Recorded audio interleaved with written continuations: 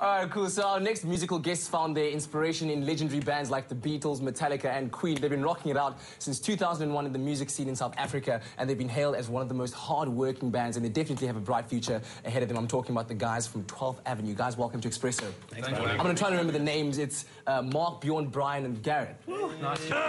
Nailed it. Nailed it. Okay, somebody left their teaspoon in my coffee. I'm not sure whose is yours. Sorry. It was mine. I don't know. We can share.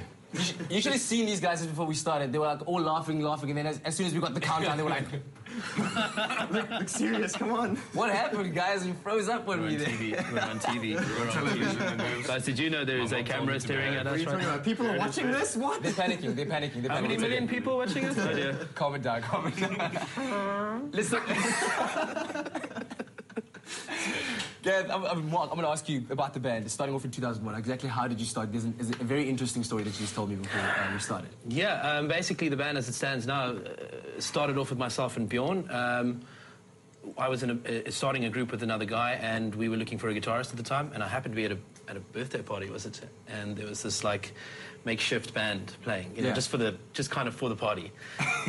But the cool thing about the band was that there was this guitarist that was quite outstanding, actually. So I asked him if he wouldn't mind come jam with us. So you actually stole Bjorn from another band? That's a technicality, yeah. But yes, I suppose that's true. You actually robbed them of their future? I did. I took it. That band had no future. You just borrowed him permanently. That's right. I'm still borrowing. I'm giving back when you want it. No one ever steals in the music business. That's the thing. Right. You always borrow. B.B. King said that. You never ever steal. You always borrow. Really? So okay, that's we just borrowed Bjorn for a long time. It's a very interesting analogy. Dudes, we're going to speak to you guys a bit later. I'm sure you're going to tell us some very fun tour stories. And speaking about that, you know, 12th Avenue are known for being one of the most hardworking, energetic, and I think one of the most entertaining live acts in the country. Morning, guys. How's it? Morning. Now, listen, I have seen you guys perform. I've also had the opportunity to work with you as well when you were recording in the studio. I know for a fact you've been working hard because you'll sit there till 3, 4 in the morning, strumming those tunes, just doing your thing. But, you know, I never asked you this question. How exactly did you meet your history, you know? Tell me a bit more about that. It's an interesting story. I mean, basically, I was in another band at the time. And I wanted to start up a project where I was able to sing. So I formed up with a drummer named Bradley, and we were looking for a guitarist at the time, and I happened to be at a party, and Bjorn was playing with his band at the time. So we ended up chatting, made friends, and asked him to come round and jam with us. From there, I mean, we put out ads, and then we found a bass guitarist named Peter Mini, and 12th Avenue was born. We first called ourselves Fireborn. Like cheesy, deluxe, you know? And we were on our way to the... Sorry, I didn't mean to laugh like that. It's okay. Every time we said the name, we were kind of like, we're Fireborn. Oh, so stupid. So on our way to our final rehearsal before the gig, for our first gig, we drove past the rehearsal room where we rehearsed, my parents' house in Boston, in Belleville, and it's 12th Avenue. So I looked up at it and I said, you know, we should just call ourselves 12th Avenue. And I think it was Bjorn that freaked out and went, yes, we've got it there. and that's where it was born. And we've been through lineup changes since then as bands come and go. After Bradley left the band, Gareth, who is my brother, my younger brother, he... actually auditioned. We tried to be really fair about it. We didn't really want to have him just like step in. Right. So he auditioned alongside, I think, 7 or 8 other drummers. And nice. he just wiped Put the him floor. to the test. I like it. He did the biz, yeah.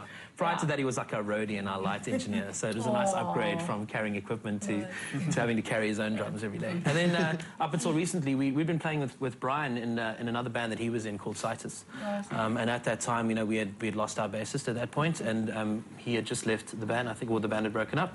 And he came to audition as also wiped the floor with everyone else that came through. Well, everything comes together, hey? Yeah. Now, Bjorn, can you tell us a bit more about the musical influences, you know, that influence you guys? Well, what makes us, well, I think makes us a really cool band, and the music that we write, is that Gareth's into a lot of the new stuff. If we ever want to know anything about what's new, what's happening, we always go to Gareth. What's the man? Mark digs like Zeppelin, Queen, the Beatles. I like those too. I like everything, actually. So, I mean, we all like the old school stuff, but we have a very diverse, you know, very diverse in our likes and dislikes in music. So I think that in our writing, when we all bring our favourites together, it sort of comes through, but you can tell that it's the old school stuff that we really like. Okay. Now, you guys have just recently released your new album. It's 2011. Can you tell us a bit more about the album itself and where you plan to go from here? It's a self-titled album, 12th Avenue. We wanted to do things differently this time around, so we actually recorded it ourselves. We knew what we wanted, so we went into studio, we set it up ourselves. We wrote probably about, what, 30, 40 tracks? Wow, that's a lot. And got rid of the stuff that wasn't good enough to be released. We came out with six songs, so we've released that now, and we're busy touring with that. Okay, so Gareth, tell us a bit about the plans, you know, what are your plans for the future for the band, or as a band? Yeah.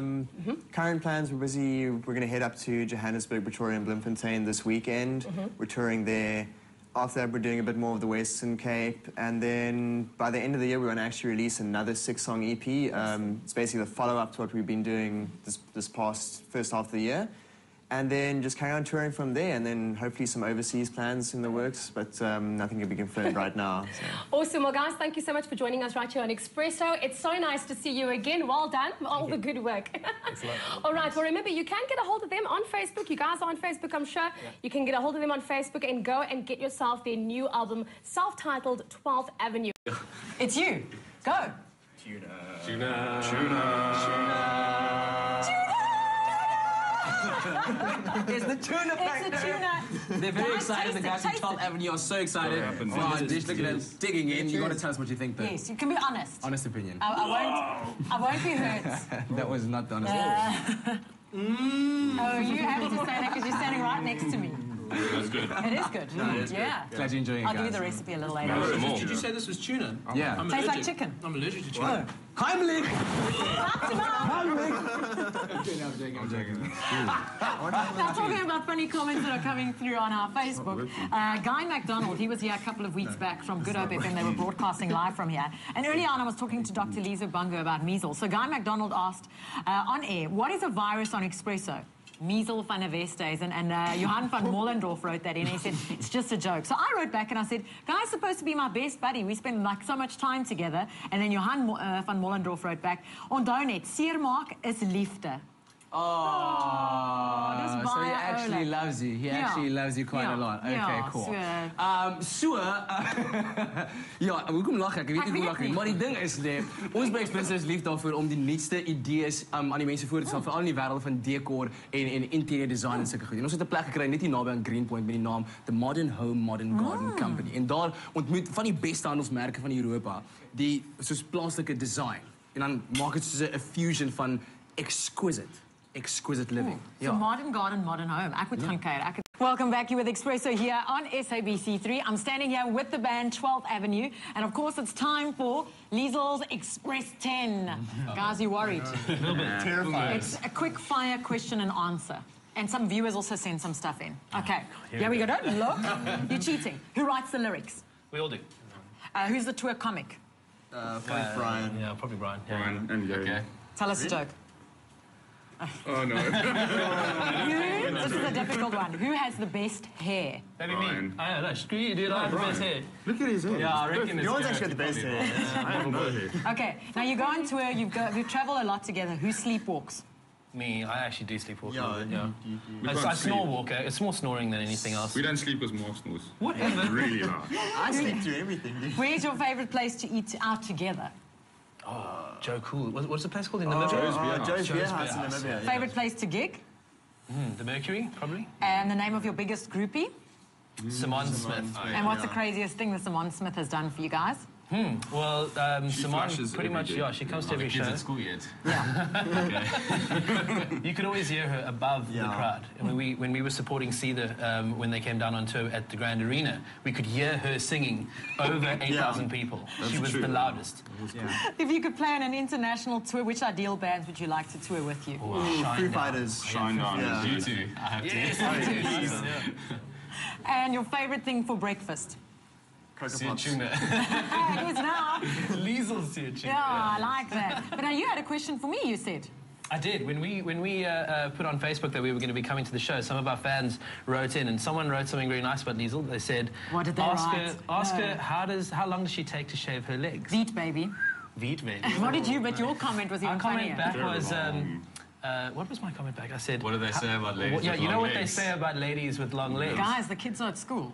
It's long stockings. I'm stockings. Long stockings. Are you going to play out for us? What song are you playing out for us? We're going to play one of our favourite ones. It's been a #1 hit for us, and it's called Crazy. Crazy.